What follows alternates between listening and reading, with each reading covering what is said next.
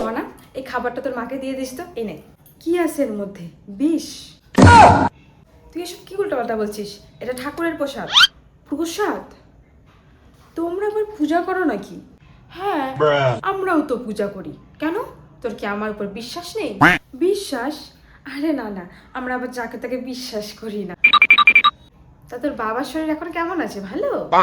বর্তমানে তো ভালো আছে, যদি নজর না দাও তাহলে ভালোই থাকবে।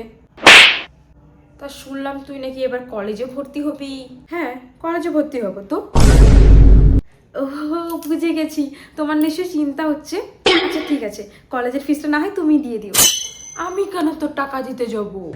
তাহলে জিজ্ঞেস কেন করছো? তা শুনলাম তোর বাবা নাকি নতুন দোকান খুলেছে, ওটার উপরেও নজর পড়ে গেছে।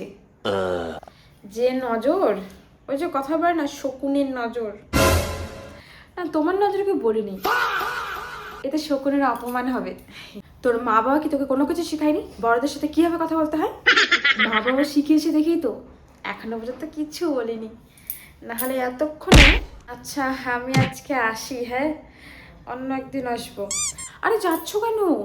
কাকিমা বসো, আর কিছুক্ষণ গল্প করি। আজ আসি, আর যদি এদিকে আসা না হয়, যাও।